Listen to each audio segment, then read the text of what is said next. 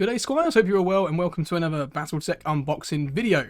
Yes, again, guys, today we have a box which I have already basically opened and gone through them. As you can see, they've already been based, yes, again, with the Citadel Abaddon Black. But I thought we'd cover this one anyways. Two of the mechs in this box are also mechs that I've already covered in the blind box openings. But for those of you out there who want to actually have a review on the support lance, I guess here it is. So this is a 4-mech Inner Sphere Lance. Most of the Inner Sphere boxes do tend to be 4 mechs anyway. I don't think, other than the Comstar boxes, there's actually a box that comes with more than 4. Other than the Comstar boxes, or I suppose you could count the Game of Armor Combat starter set. But all these little Lance boxes, they're always 4 mechs. This is, I suppose, a lance that is on the higher or the heavier end of the boxes that are up for grabs. Because you get 2 assault mechs in here, you get a heavy mech, but you also do get a light mech. So, other than that one light mech, everything is on the heavier end. So let's go ahead and open it. So the 4 mechs that you get in this box, guys, you get the Spider, you get the Dragon, you get the Cyclops, and you get the Thug. So, yeah, like I said, 2 of these mechs are ones we've already gone over. The Cyclops is a mech we have already touched on, because I got it out of the blind boxes.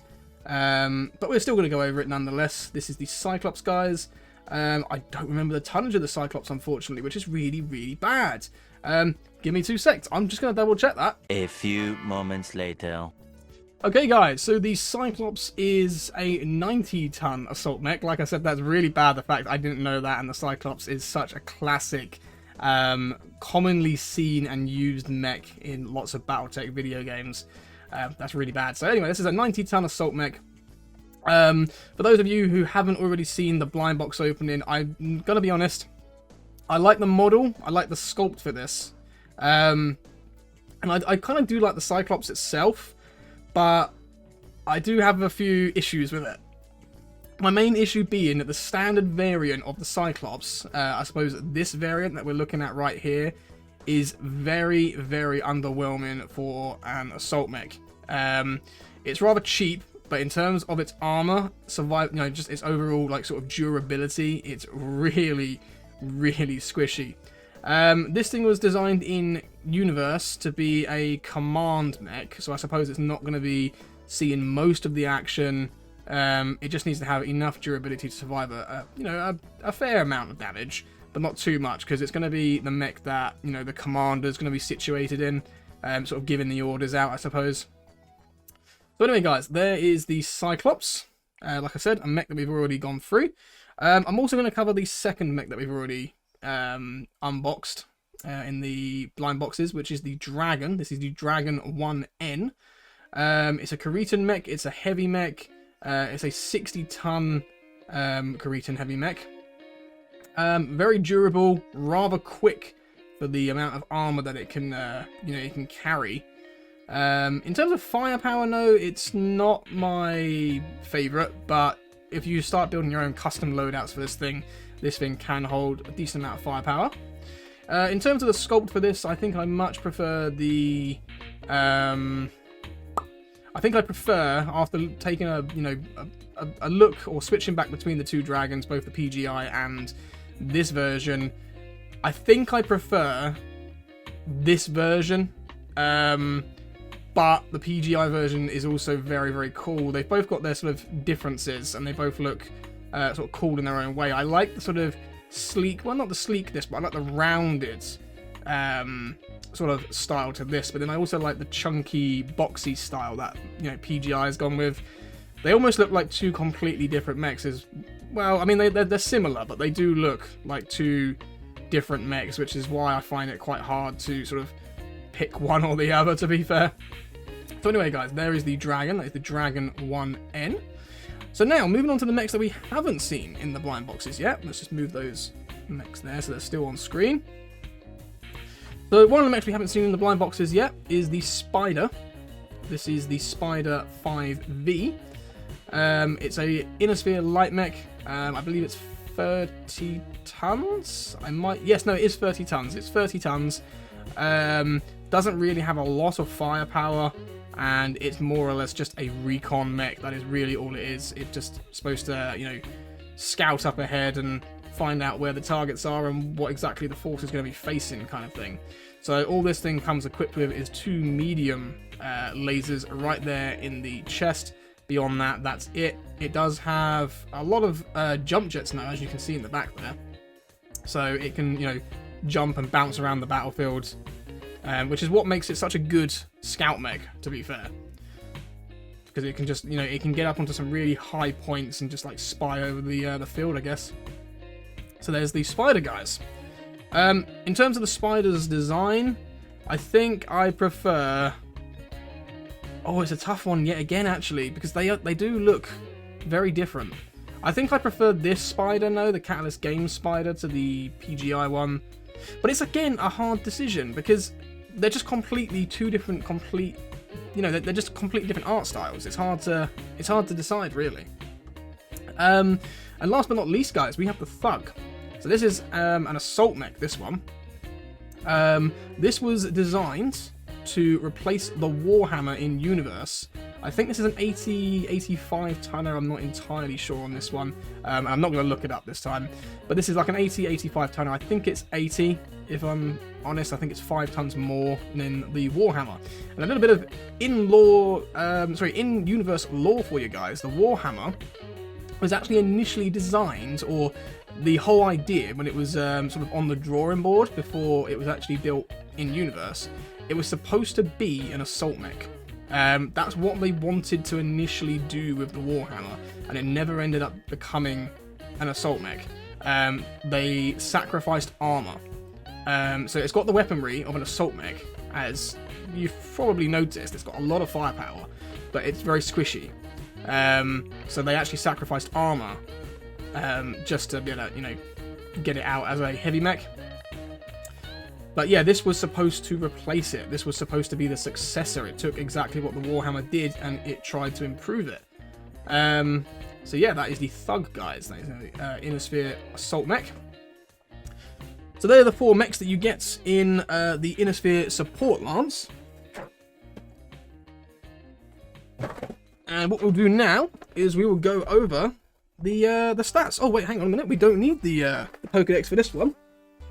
We have got the cards already sitting here on the desk. I pre-prepped this time, guys. They were already on the desk. So the first thing that we're going to go over, we'll go over the Cyclops. So the standard variant of the Cyclops. Sorry for the reflection there, guys. I'm trying my best to keep the reflection off the card. So the Cyclops. We've got the CP-10Z, or the Cyclops 10Z. This is a 34-point assault mech. Now this is where I said, you'll see from this card why I don't really like it, but I suppose it is cheap. So anyway, we've got size of 4, obviously indicating it's an assault mech, but we already know that. TMM of 1 with movement of 8, so it's actually above average for assault mech movement. We've got short range of 3, medium range of 3, and long range of 1. 2 overheat value, so we can actually push the 3 short range or the 3 medium up to a total of 5. Nothing for the long range now, unfortunately. We've got 5 armor and 7 structure, so it's quite good on the structure. But right there, guys, is my issue with this particular variant of Cyclops. That is awful for an assault mech. 5 armor. 5 armor? Are you joking? That's got like the equivalent armor of a Centurion. A Centurion has the exact same amount of armor as a Cyclops, and the Centurion is a medium mech. It's 50 tons, and this thing is 90 tons. That's not right. That is absolutely not right. I mean, it does gain a few points back because it's got so much structure, but the way I see it is armor is everything. Armor is life, because once you get into the structure, the thing's gonna, you know, it's gonna fold like a deck of cards. So special, we've got 1 autocannon short range and 1 autocannon medium range, nothing for the long range, and an indirect fire of 1. But like I said, I mean, for that kind of firepower, that kind of durability, I suppose, you know, 34 points is not too bad. It could be better, but yeah, it's it's not great by any stretch of the imagination. So moving on to the alternate variant for the Cyclops, we have the CP or Cyclops 11A, which is a 38-point mech, so we're talking 4 points more. And we've got a size of 4, obviously we already know that because it's an assault mech. We've got TMM of 1, movement of 8, so it's the same as the previous one. Short range of 4, medium range of 4, and long range of 3. So that's actually better in terms of the firepower, in my opinion, because obviously this thing can go up to 5 on short and medium, but you would have to overheat it to do so. This thing doesn't need to overheat, and it has 4 short, 4 medium, and 3 long, which is not bad. No overheat value. We got 5 armor, unfortunately, again. And we've still got 7 structure with indirect fire of 1. So personally, I would pick the 11A over the 10Z any day. But even then, I still find that this is a bit... It's just not... It's not in the right area for assault mechs. Because if I'm going to be playing an assault mech, I need it, or I would want it, to be more tanky than this. Because 5 armor is just a joke. The fact that, you know, a Centurion can literally match that is just, yeah, that's not funny, guys. That's terrible. That's absolutely awful. So there's the Cyclops. So the Cyclops has been covered. We'll move on to, what should we do next? We'll do the Dragon next. So the Dragon 1N, 32-point heavy mech, size of 3, TMM of 2 with a movement of 10. So that's actually quite quick, I suppose, for the era that it was designed in and with the technology available. We've got 2 short range, 2 medium, and 2 long, so it's balanced across the board with 5 armor and 5 structure.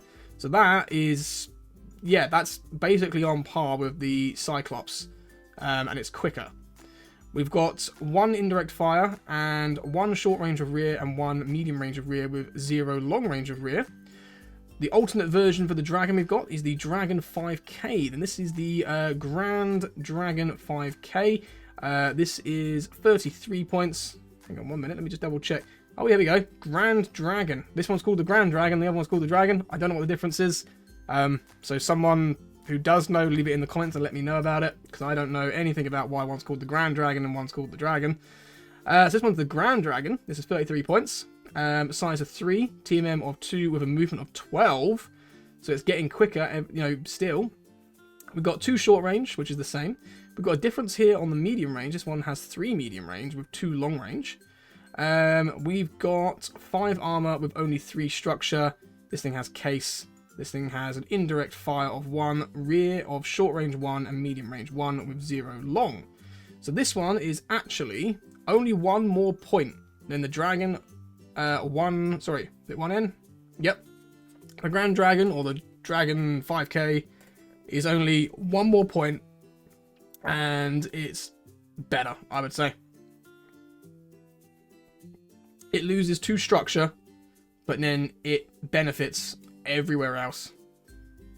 So that's not a bad trade-off. So anyway, guys, there is the Dragon.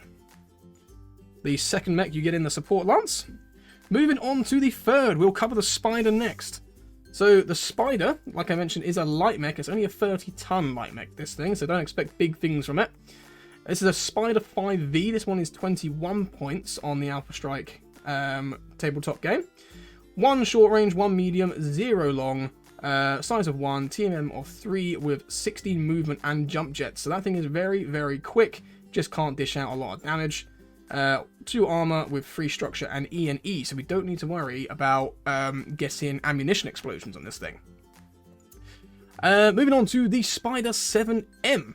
This thing has got the same size, same TMM, same movement, same armor, same structure, still 0 overheat, so it's the same on that, and we still have ENN. The only thing that makes this thing different to the previous version is that this one has 2 short range, 2 medium, and 0 long, so it is a grand total of 5 more points, and you're getting an extra 1 damage on each of the short and medium range brackets. Would it be worth the extra 5 points? I don't know. It's hard to say, because at the end of the day, this thing is going to be very hard to hit and very hard to bring down, and, you know, by putting extra firepower on something like that, it might, over the course of the game, you know, basically, you know, it might carry its weight, essentially. It might even carry more. So it's hard to say. I think personally I would still run the 5V because it's cheaper, but it's only 5 points different, so I don't know. I might try the 7M out in the next tabletop game I play. So there's the spider covered, guys. And now, last but not least, we have the Thug. Let me also get this mouse out of the way. Right. So last but not least, we have the Thug. So this one, as I mentioned, is an assault mech. It's a rare assault mech as well. It's not one that you see in a lot of Battletech video games. I didn't even know of its existence until I got it in this box. So let's take a little look at the Thug. And to be honest with you guys, obviously I have seen this card already. I quite like the stats for this thing. It's not too bad for an Inner Sphere assault mech, especially of this, you know, of this age, because this thing was made quite some time back. So the Thug. Let's have a little look. So the Thug is size of 4, TMM of 1, movement of 8. It comes with 3 short range, 3 medium range, and 2 long range. We've got an overheat value of 1. We've got an armor of 8 and 6 structure, so it's rather tanky. This is 39 points as well, just bear in mind, guys. So for those kind of stats, it's not too bad. We've got an SRM of 1 short range and 1 medium. Now on the flip side, we have an even better Thug. So we have the Thug 11E. This thing is 41 points, so it's a grand total of only 2 points more. And what you're getting for those extra 2 points, you're getting the same size TMM and movement, but you get an extra short range. See, it goes up from 3 to 4. You also get an extra medium range. And I think you also get, oh, you get the same long range, okay, fair enough, but you get 1 extra short, 1 extra medium, same long, no overheat value. We have a grand total of 8 armor and 6 structure, the same as the previous one, I believe. Yep, same as the previous one. We also have case on this one, so we don't need to worry about ammunition explosions. And the SRM comes with 2 short range and 2 medium, rather than just 1 short range and 1 medium. So for a grand total of 2 points, you're getting yourself a considerably better, well, I wouldn't say considerably better, but it is better in almost every way than the previous one. So it's, you know, they've got the old version and just made it better. So there you go, guys. Those are the 4 mechs that you get in the Inner Sphere, or the Battletech Inner Sphere Support Lance. Hopefully you guys did enjoy the video, and hopefully this is giving you a bit more information on it if you was on the bench of perhaps getting the box set but wasn't entirely sure. If you did enjoy the video, guys, make sure you hit that subscribe button. Leave a comment as well, let me know what you thought, and also if I've said anything wrong throughout the video, let me know as well. And if you want more content like this, guys, head on over to my Twitch channel.